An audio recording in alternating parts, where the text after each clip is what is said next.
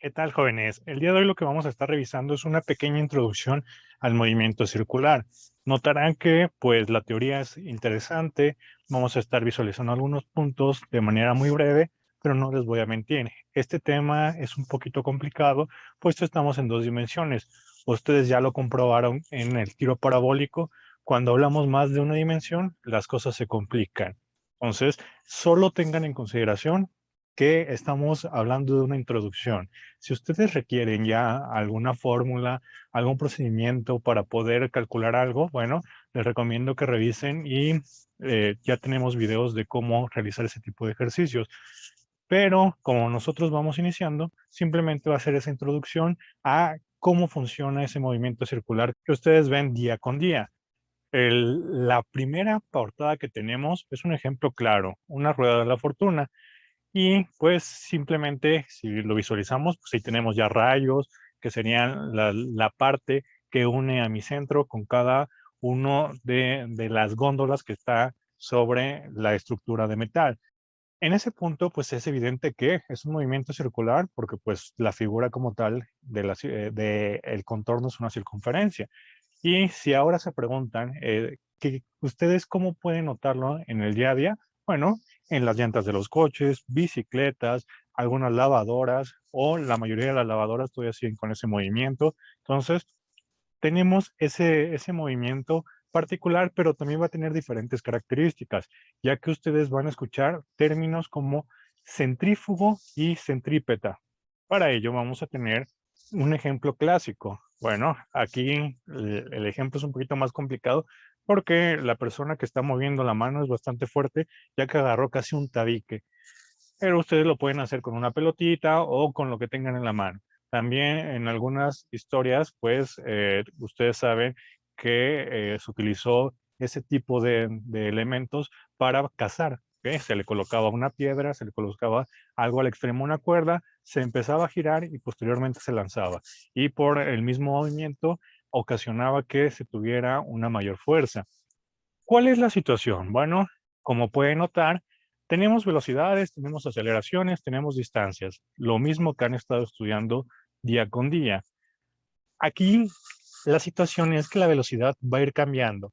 La persona en esta situación está girándola en contra de las manecillas del reloj y por ello la velocidad tiene estos vectores.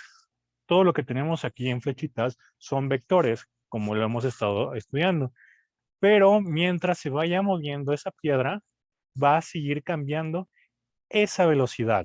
Nunca va a quedar como sucedía en los movimientos de rectilíneo uniforme y uniformemente acelerados. Aquí sí va a tener una variación esa velocidad siempre que se esté moviendo. La aceleración. Aquí tenemos marcado una aceleración que está yendo hacia adentro y tiene una C. Ustedes pueden estar preguntándose qué significa esa C.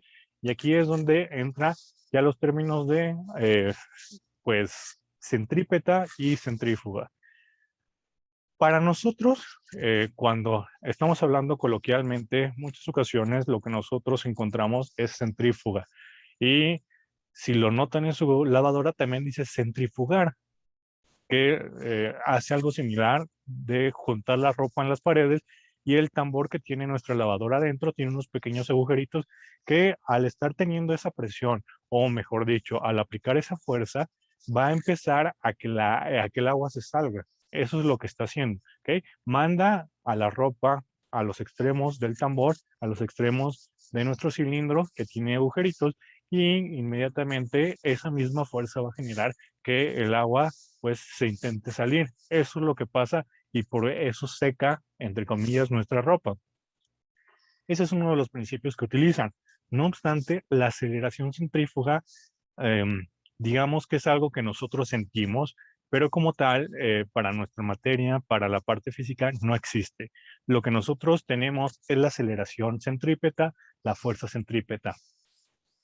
¿Qué es ello entonces? Bueno, como pueden notar, esa persona está agarrando un extremo de la cuerda y en la otra pues está girando. Tiene que tener una cierta velocidad esa piedra porque si no la tuviera, la cuerda haría esto y nunca levantaría. Simplemente estaría colgando intentando girar. Entonces tiene que alcanzar esa velocidad para que la cuerda se tense.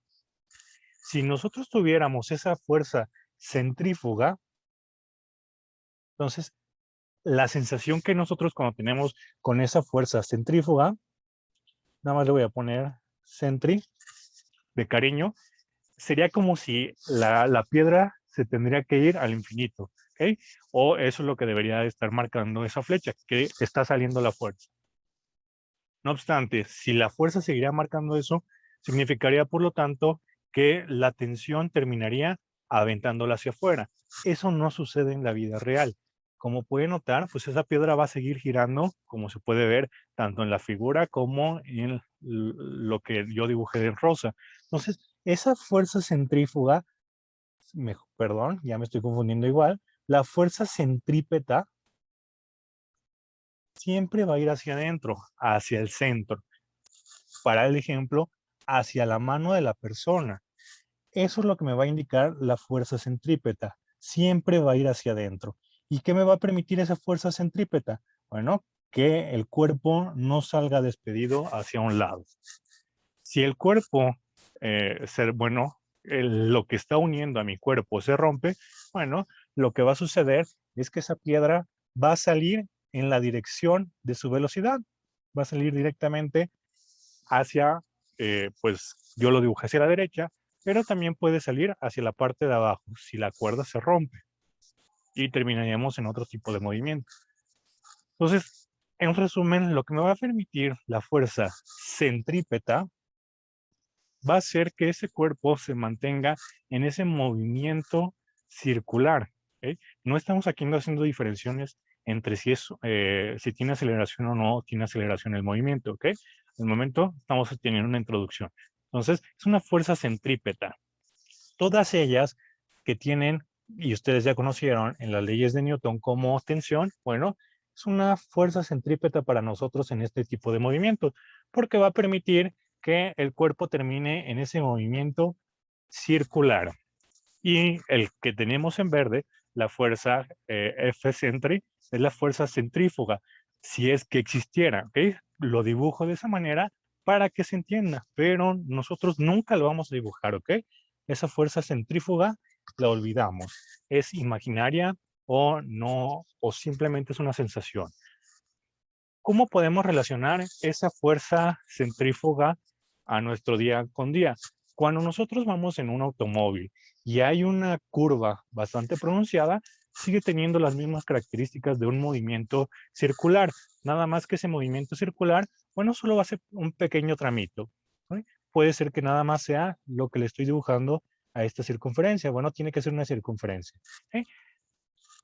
Puede ser ese pequeño espacio donde el automóvil tiene que dar un giro. Si nosotros vamos a una cierta velocidad y vamos como copilotos y no estamos bien agarrados, vamos a sentir que nos vamos en contra de la puerta y podremos decir, bueno, hacia esa dirección va la fuerza. Y a eso nosotros lo conocemos como fuerza centrífuga, a esa sensación de que nos está aventando hacia la parte de afuera. ¿Okay? Es una sensación. En cambio, el movimiento lo que te dice, no, tú no tienes una fuerza centrífuga, porque si en verdad existiera eso o en verdad se aplicara así, tu coche también debería de irse hacia esa dirección. Y terminaríamos, si vamos en un lugar plano, bueno, terminaríamos en otro lugar. Si estuviéramos en un barranco, pues terminaríamos en una situación un poco más alarmante. Lo que me permite la aceleración centrípeta es que el auto se mantenga hacia la parte del centro y por eso no se está descarrilando. Claro, tiene otros aspectos un poquito más complicados todo ese diseño de la autopista y por qué no está sucediendo, ¿ok? Que ya lo verán posteriormente con la resistencia, los pedales, etcétera. Entonces, eso es básicamente lo que tenemos en este aspecto. Vamos a tener que las fuerzas van a ir hacia el centro siempre cuando estamos hablando de fuerza centrípeta. La fuerza centrífuga solo es una sensación, pero no la vamos a estar considerando. ¿Qué me va a permitir entonces este movimiento? Puede parecer muy sencillo, que nada más va a estar analizando problemas muy pequeños como ya sea las llantas del automóvil, la bicicleta, una rueda de la fortuna, pero tiene aplicaciones superiores. Tal vez ustedes ya, y sobre todo si les gusta cualquier tipo de ciencia ficción, ya sea leída, audiovisual, etcétera, cuando se está hablando del espacio, algunas naves son circulares y empiezan a girar. ¿Eh? Y ustedes pueden preguntarse, bueno, tiene mucha imaginación esa persona, pero hay muchos autores que estudian el comportamiento físico para poder asemejarlo lo mejor posible hacia pues, la creación de su relato. Y lo que me permite hacer el movimiento circular eh, es generar que se cree un tipo de aceleración internamente. Entonces, cuando nosotros ya estamos hablando de cosas muy, muy grandes, si nosotros generamos una cierta velocidad, un cierto movimiento en en nuestro movimiento circular, bueno, podremos generar que nuestra aceleración pueda ser modificada, ¿ok? Adentro del sistema. Puede parecer complicado, pero vamos a verlo en un ejemplo. Voy a intentar dibujar una circunferencia y va a tener también otra circunferencia adentro. Puede ser una llanta de automóvil. Lo vamos a hacer a escala pequeña para que sea entendible el ejemplo. Supongamos que es una llanta de automóvil, ¿ok? Esa llanta de automóvil en la parte de adentro está vacía y casualmente entró un pequeño bichito. Vamos a ponerle aquí, vamos a ponerle sus antenas y lo tendremos aquí. Inicialmente, pues quién sabe cómo entró ese bichito. Ahorita está pausado, pero va a llegar a algún punto donde tenga movimiento. ¿Sí? Sabemos que esa velocidad pues va a ir cambiando mientras va a ir girando. Dentro de ese espacio, pues su sistema referencial va a cambiar. ¿Sí? Ya no va a ser la Tierra, ya no va a ser el suelo, va a ser el universo de ese bicho, va a ser lo que está dentro de nuestra circunferencia. Y como es un movimiento circular, y como ese animalito solo está teniendo consideraciones adentro, bueno, también va a tener una aceleración ese movimiento. Va a tener una aceleración centrípeta. Y también va a tener una fuerza. Y esa fuerza sabemos que se llama fuerza centrípeta. ¿Ok? Esa fuerza centrípeta va a permitir que él vaya hacia la parte de adentro o va a tener esa sensación. Pero cuando nosotros tengamos, vamos a también tener una sensación que nos va a llevar hacia la fuerza centrífuga. ¿Ok? Ya quedamos que no existe, simplemente es una sensación. Entonces, es una fuerza una fuerza centrífuga. ¿Qué va a hacer esa relación, jóvenes? Bueno, lo que va a permitir es que llegue un punto donde si nosotros ajustamos el movimiento, va a tener una gravedad aquí adentro. Esa gravedad, pues, sigue siendo una aceleración. ¿Eh? Las gravedades son aceleraciones. La de la Tierra, posteriormente ustedes la van a poder calcular como una aceleración y eso tiene que ver con las leyes de Kepler, que lo van a estudiar posteriormente. Entonces, si nosotros hacemos que esa aceleración centrípeta se vuelva una gravedad interna, ¿ok? Esa gravedad va a ser la que permita que pues el bichito viva, ¿ok? Entonces, esa gravedad va a ser la que controle su física, su mecánica en la parte interna de la llanta. Si nosotros nos vamos al espacio, sabemos que la gravedad como tal, pues no es perceptible, es muy, muy baja y pues no podremos estar moviéndonos. Eso ya lo pueden ver ustedes en video, lo pueden estar viendo también en alguna serie. Entonces, ese bichito si lo mandamos al espacio, pues también va a estar flotando. Si nosotros empezamos a girar esa llanta, vamos a generar o vamos a intentar generar que esa aceleración centrípeta se iguale a la gravedad. Si nosotros igualamos la aceleración centrípeta con su movimiento que sigue girando, entonces esa gravedad va a permitir que el bichito tenga una vida normal como en la Tierra. Va a poder estar caminando, va a poder estar saltando, porque ya estamos nosotros generando una gravedad con el movimiento circular. Y eso es lo que ellos intentan plasmar cuando ustedes ya lo ven en algún aspecto de ciencia ficción. Intentan que el movimiento giratorio de esa nave cree una gravedad falsa que valga similar a la de la Tierra. ¿Por qué? porque si no tenemos esa gravedad, no tenemos las condiciones de la Tierra, existe cierta modificación para que el ser humano pueda vivir ahí. Entre ellos, uno de los aspectos importantes es que la estructura ósea tiene ciertas malformaciones si no cumplimos con los requerimientos de aquí de la Tierra. Por eso los astronautas tienen entrenamientos muy rigurosos para evitar o intentar evitar de gran manera todos los estragos que tienen después de ir al universo. Entonces, esa es una de las principales aplicaciones que tiene pues como tal, el movimiento circular. Eso ya es en gran escala, ¿ok, jóvenes? Y pues como tal en la vida real es un poco complicado todavía hacerlo porque necesitamos estructuras muy, muy grandes y con velocidades considerables para poder generar este tipo de gravedades falsas.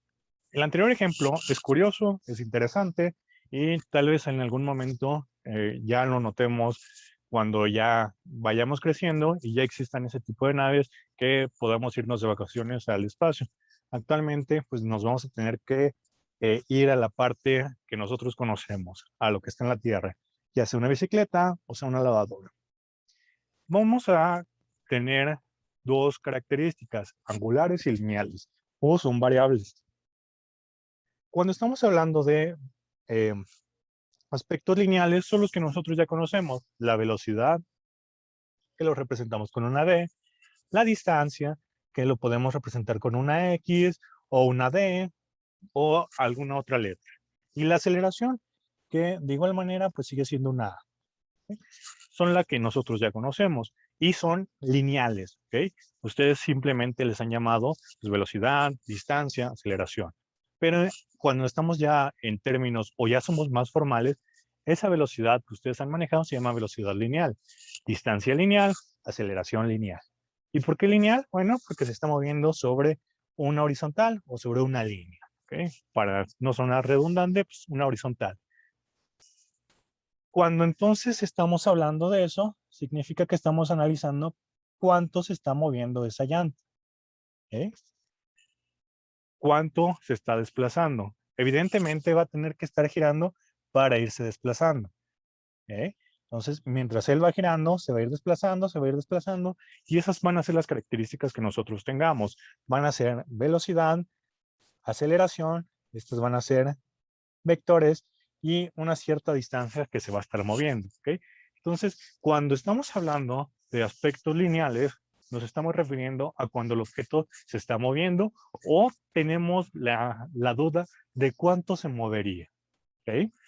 Por su contraparte, los aspectos angulares significa que solo va a girar sobre su propio eje. ¿Okay? Las lavadoras como tal pues, solo giran sobre su propio eje, porque imagínense si se empiezan a mover sobre la horizontal, bueno, tendremos bastante tiempo bailando a nuestra lavadora. Entonces, cuando estamos hablando de aspectos angulares, de igual manera, vamos a tener una velocidad. ¿Okay? Pero esa velocidad va a ser angular. Vamos a tener una aceleración. Vamos a tener también un desplazamiento.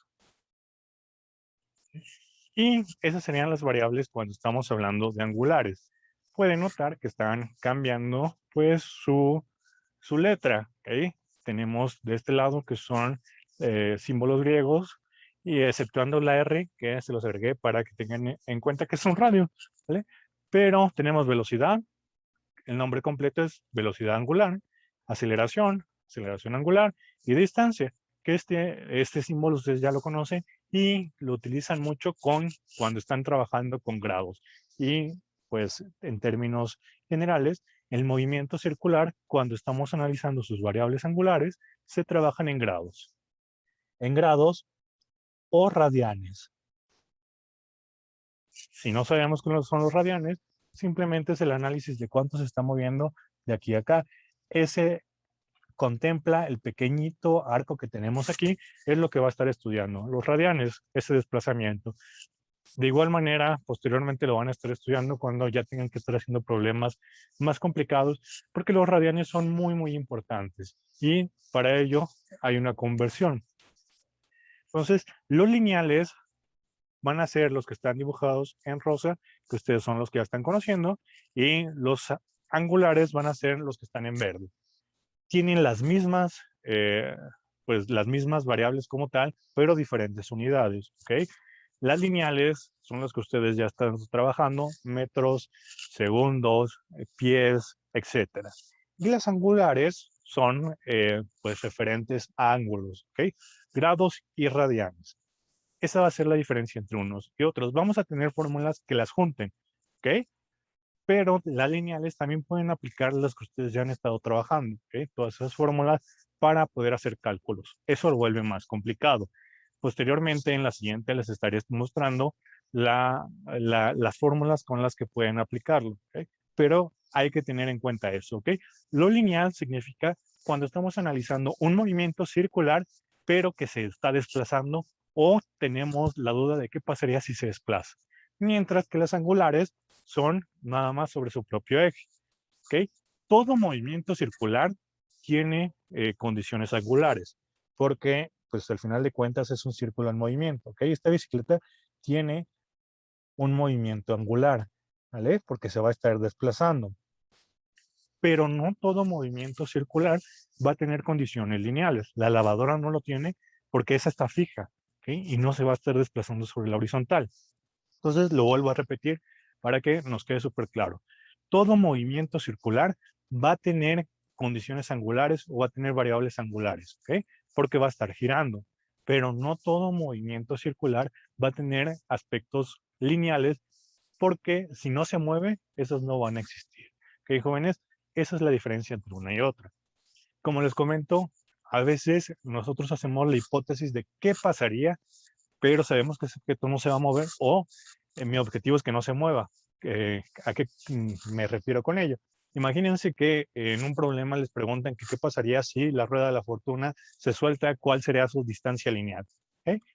Podemos calcularla, pero no queremos que se separe, ¿ok? O esperamos que no, porque sí sería un accidente. Pero en problemas o en el estudio sí podemos tener ese aspecto lineal, ¿ok? De igual manera con la lavadora. Podríamos decir que qué pasaría si se le sale el tambor y pues ese tambor empieza a girar. ¿Cuál sería su distancia que recorre? ¿Ok? Son suposiciones que en términos generales no deberían de existir. Y aquí ya les muestro cuáles son las fórmulas que se deberían de utilizar. Para ello, voy a dividirlo con esta línea y pueden notar, aquí tenemos aspectos angulares, ¿no? Aquí nos hace falta una fórmula de aceleración. Estas fórmulas se las dejo porque son las más utilizadas, las más generales, pero todavía faltaría la de aceleración, ¿ok? La de la aceleración angular. Estas fórmulas no las muestro porque son aspectos del movimiento que de igual manera lo van a estar estudiando cuando ya estén analizando por qué está girando o cuál es la característica del giro. ¿Okay? Son sus unidades. ¿Okay? Pueden notar que la velocidad está dada en radianes y esta sí ya la conocen, ¿ok? Son segundos. De igual manera son segundos.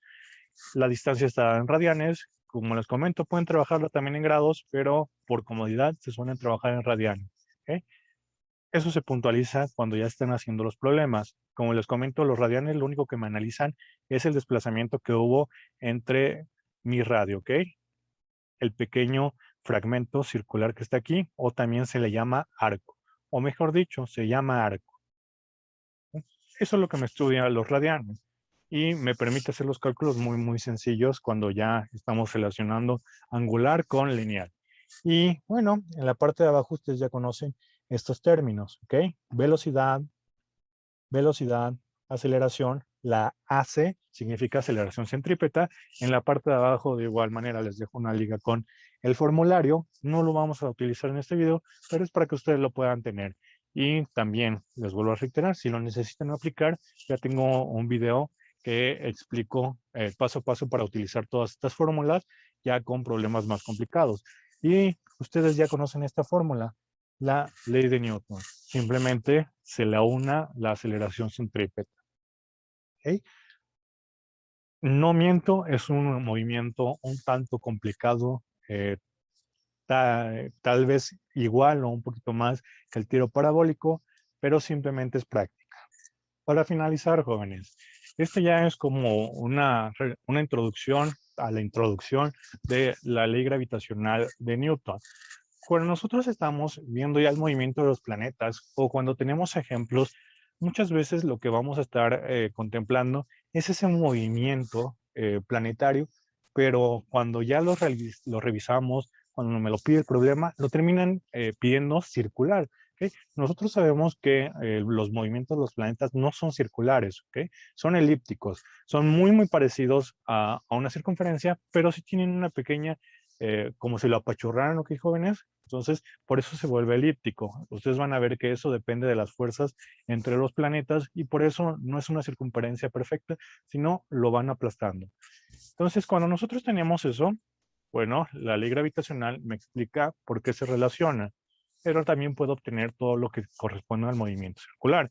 Existe algo también llamado leyes de Kepler, que ellas sí me caracterizan el movimiento como algo parecido a una elipse, aunque también utilizan conocimientos del movimiento circular. Por eso se caracteriza como este tema, ¿ok? Aunque ustedes siempre que les pregunten, no es un movimiento circular, es un movimiento elíptico, que es muy parecida su movimiento a una circunferencia, ¿ok? Pero sí tiene una pequeña modificación esa circunferencia. ¿Por qué tenemos a este individuo? Y tiene un símbolo de interrogación. Estoy seguro que muy pocos han escuchado hablar de él y de lo que hizo para poder conocer y poder implementar todo lo que conocemos actualmente para la parte satelital, el poder salir del universo, del planeta, etc. Cuando nosotros estamos o cuando somos estudiantes, a veces nos jalamos el cabello cuando tenemos problemas más complicados y muchas veces sentimos que pues, ya no aprendimos nada de física o es muy complicada o simplemente no se nos dio esa materia. Bueno, este tipo de temas lo que nos permite saber es que no siempre una equivocación es mala. Cuando nosotros estamos teniendo la ley gravitacional universal, que sabemos bien que se le adjudica a Newton, y bueno, él fue el que la desarrolló en conjunto con sus otras tres leyes. El inconveniente que tuvo Newton es que cuando empezó a hacer el análisis no cuadraba su fórmula, porque no tenía la relación que actualmente ustedes van a conocer y que van a estudiar. Él hizo una relación, conjuntó datos que tenía nada más visualizando, porque pues no tenía la tecnología que actualmente tenemos, y cuando quiso comprobarla se dio cuenta que no tenía una validez, no cuadraban los datos. ¿Qué hizo Newton? Pues fue y escondió sus escritos para que nadie los viera, y pues los dejó en un cajón creyendo que se había equivocado. Posteriormente, ya con lo que ustedes ya habrán escuchado, el cometa Halley, bueno, gracias a la persona que tiene ese nombre, obtuvieron otros datos y se dieron cuenta que sí cuadraba lo que Newton estaba postulando. Entonces, muchos años después, Newton sacó ese cuaderno gracias a los datos de otra persona. ¿eh? Pero aún así todavía existía un pequeño detalle que no le permitía que esos datos cuadraran perfectamente. Y esa variable que les hace falta se llama G grande, ¿ok? Que es una gravitación muy pequeña, insignificante, y que nos las da este pequeño aparatito.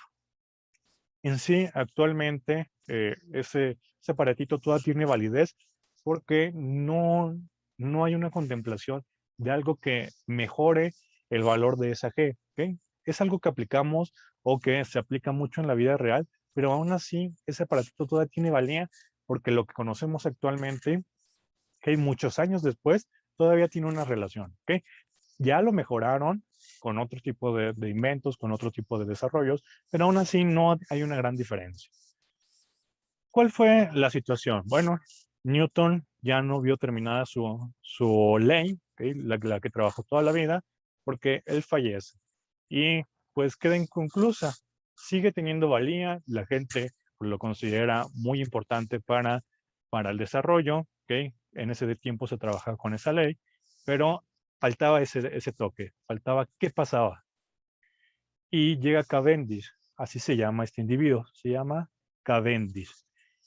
¿Qué hace él? Bueno, desarrolla un instrumento con dos esferas, un espejo y un haz de luz. Lo que él está analizando es qué pasa si interactúan. Y con ello, lo que él quería era, pues, obtener cuánto pesaba la Tierra, ¿ok? O, en términos un poco ya más físicos, cuál era la masa de la Tierra. Él era lo que intentaba obtener. Entonces, si esas dos esferas pequeñitas, ¿ok?, las que tenemos aquí, que estoy dibujando en naranja porque no se ven, se le incluía o se le juntaban dos esferas más grandes, él lo que quería saber es cómo interactuaban. Y se dio cuenta que empezaban a tener un cierto movimiento, ¿ok?, que ese pequeño espejo mostraba la variación que existía cuando ya tenía esa pequeña variación. Y él midió el grado, ¿ok? Cuando él ya hizo eso, él lo que quiso publicar era, en ese tiempo, como ustedes lo pondrían en su Facebook, una publicación de Cavendish, la persona que pesó la Tierra. No obstante, también se equivocó. Lamentablemente, él no estaba pesando la Tierra, sino estaba obteniendo el valor de G, el valor que le estaba faltando a Newton, el valor de la gravitación universal, que es una constante. ¿Ok? Entonces, Cavendish también se había equivocado, que había desarrollado algo que tenía mucho más importancia y que podía demostrar cuánto pesaba. No lo iba a hacer inmediatamente porque necesitaba conjuntar la G con lo que ya había hecho Newton y con lo que también le había ayudado los datos del cometa. Entonces, él terminó con esa ley varios años después de que Newton había fallecido y había concluido con esa obtención. Fue algo que revolucionó en su tiempo, pero que muchas personas ni siquiera conocían el nombre de esta persona porque pues todo se le va hacia Newton. Pero Cavendish fue el que terminó su trabajo obteniendo el valor de G, la constante gravitacional universal. Entonces pueden notar que al momento, si ustedes tienen un pequeño error, puede que estén obteniendo algo posterior. ¿Cuál es la moraleja? Bueno, que lamentablemente, aunque estemos cometiendo el error, se la va a llevar otra persona. Entonces hay que echarle ganas, jóvenes. La física es un poco complicada, pero con práctica lo vamos a poder mejorar. Cavendish desarrolló algo muy importante. Ese experimento se sigue aplicando. Evidentemente han hecho otros con una mayor precisión, pero que no tiene no tiene una diferencia muy notable, porque es un valor muy pequeño, 6 por 10 a la menos 11. Con ello estaríamos terminando la parte de nuestras clases de este año. Agradezco su atención, agradezco su tiempo, el haber aguantado a su profesor durante todo este tiempo. Sé que algunos problemas nos sacaron o nos generaron que hasta el ojito nos empezara a temblar, porque pues la física a veces es un poco confusa, sobre todo a las personas que escriben los enunciados. Pues no sé por qué los hacen de ese modo, que a veces lo único que nos están diciendo es que una persona dio unos cuantos pasos, pero ellos ya nos entregaron 2 o 3 enunciados. Entonces, solo es práctica, jóvenes. Evidentemente, es normal que tengamos fallos. No siempre vamos a tener la respuesta correcta, pero eso nos va a ayudar a seguir mejorando. También uno de los principales inconvenientes que tenemos con la asignatura muchas veces no significa que no estemos aprendiendo la física, sino que nos falla ese pequeño detalle de matemáticas y sobre todo casi siempre es el álgebra. El álgebra. Entonces hay que estar estudiando eso, jóvenes, y van a ver que ya cuando estén aplicando problemas se les va a facilitar mucho. Aquí lo que siempre se va a estar considerando es que no tengan ese inconveniente o no tengan esa preocupación por equivocarse, sino aprendan de lo que están equivocándose y si todavía queda esa duda, hagan esa pregunta. ¿Okay? Somos estudiantes siempre, toda la vida vamos a estar aprendiendo, siempre va a llegar alguien que nos pueda enseñar algo nuevo. Entonces, quédense con eso, ¿ok, jóvenes? Ustedes están aprendiendo, están desarrollándose y la física les va a ir permitiendo tener esa visión de preguntarse, ¿qué está sucediendo? ¿Qué está pasando con mi entorno? De igual manera, les vuelvo a reiterar, les agradezco el tiempo y pues el estar aguantando a su profesor. Fue un placer trabajar con ustedes y espero seguirlos viendo.